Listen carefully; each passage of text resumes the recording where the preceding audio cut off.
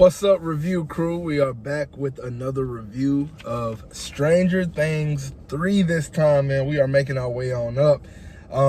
Starting out, let's just get straight into it, man. Let's get straight into it. All right, so we got the Russians this season, man. We kept getting speculation of the Russians in prior seasons, but this time it was correct. These men they have a underground facility that they are trying to reopen the gate to the Upside Down. If they revealed why they were doing that in this season, I don't recall. Comment and let me know if they did. I think it happens in season 4 when they say why they're doing it, though. Dustin had been gone. He went to Camp Nowhere, something, Nowhere, where he comes back with this radio system that he designed himself that allows him to reach out further than just Hawkins, further than just Indiana. He created something to talk all the way to Utah. Utah, why? You might ask. It's because Dustin got himself a little girlfriend while he was off at camp. It is led to believe that it's a made-up girlfriend because when he goes up there to speak to her, she doesn't answer. So everybody's kind of like skeptical of it, and it's a running gag throughout the season, throughout this season, which was pretty hilarious. Then we got Billy, man. Billy is a lifeguard now during the summer, and of course the heartthrob. All the girls love him. Complete badass. He convinces Mike's mom to come work out with him. He was basically going to train her on his way to go meet up with her. He runs into a piece of the Mind Flayer. He gets attacked by the Mind Flayer. It pulls him downstairs and ends up possessing him. And that's kind of what makes him the antagonist of this season. Like, he's the Mind Flayer's like main host. And then we got 11. She goes into Billy's mind one night when she's with Max. They're basically spying on all the boys and just trying to see what they're up to. During this time, there's a missing lifeguard at the same pool that Billy works at, and they see that she's like bloodied and battered, and Billy's right there. He turns around, and him and 11 make eye contact, and she's kind of like, how the fuck can he see me? Like, nobody's supposed to be able to see me do this. And she goes back and she's like, hey, something's wrong with your brother. She tells Max, and that kind of starts like an investigation with him. Then they have, like, of course, like magnets, like refrigerator magnets. They're not sticking anymore. Joyce notices that, and when she sees that, y'all know her, she's instantly like, she's gonna think the worst. She's like, hey, I think something's going on again. For clarification, they go to Hawkins' lab. When they're at Hawkins' lab, he shows her like, hey, I was here when they burned everything. It's like nothing left in here. She's having flashbacks of Bob, seeing him die again. She gets sad, but it doesn't really tell the whole story, because on the other end at Starcourt Mall, we get a new character played by Maya Hawke. Her name escapes me. Robin.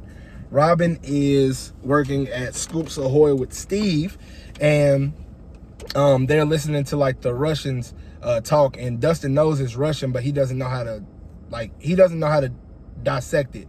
So they get her to crack the code, which shows that the organization that they have running right now is actually in the mall, and they end up going down this elevator and getting stuck down there, but start seeing a whole bunch of crazy stuff.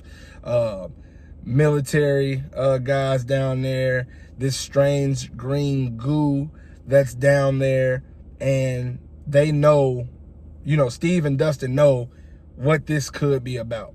Robin and Erica is the little sister of Lucas. She's like, they don't know. Like, everything's kind of like, like, what is this? Like, what's going on down here? But deep down, they know.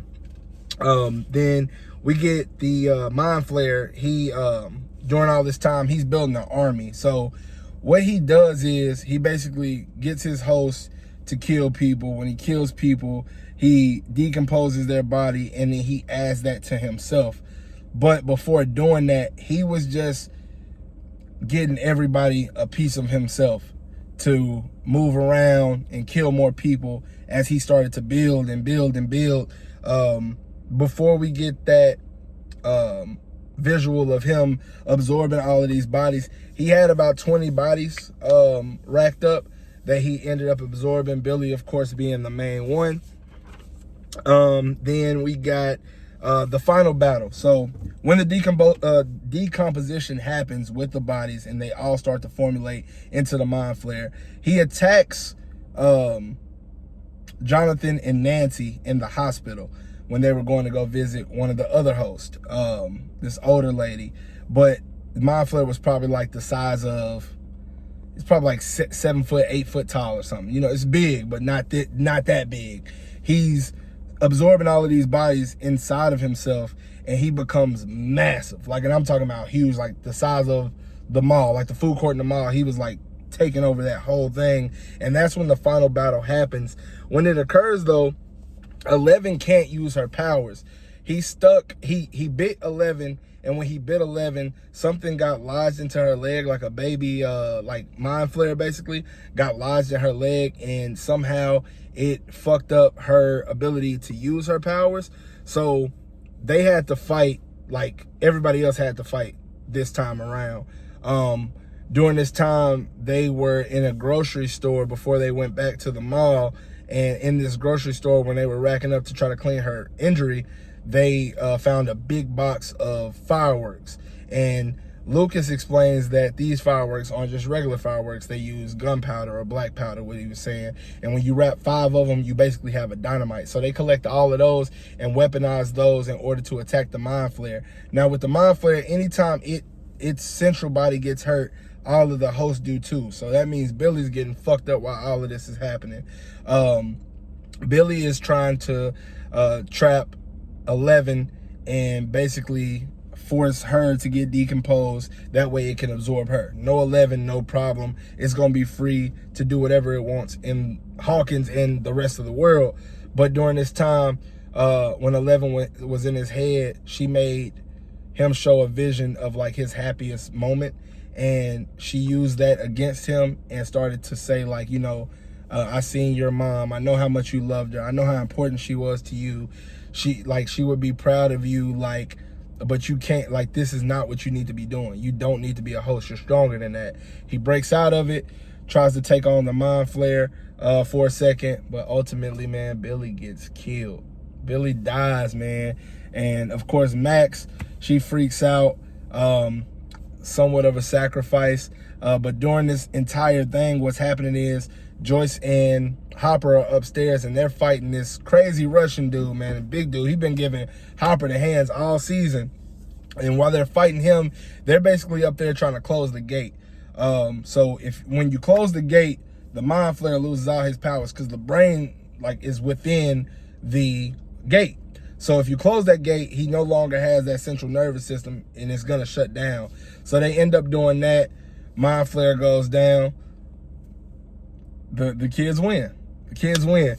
But not without some loss, man. When the gate closes, Hopper is stuck on the other side of the generator that's keeping the gate open. So when it closes, it obliterates everything around it, including Hopper. So we do get a mid-credits scene after Joyce, Will, Jonathan, and 11, they all move away out of Hawkins, and we get a mid-credit scene back in Russia where it turns out that they're using demidogs or demigorgons in order to basically kill prisoners. So yeah, that's going to lead us into season 4, man. We are going to get started on that tonight. I'm going to have that review tomorrow. So I'm definitely looking forward to bringing that recap to you guys. Don't forget to like, comment, and subscribe on YouTube and on TikTok. Share this video as well. But that's enough of that. Until next time, like always, we're going to leave this one in the rear view.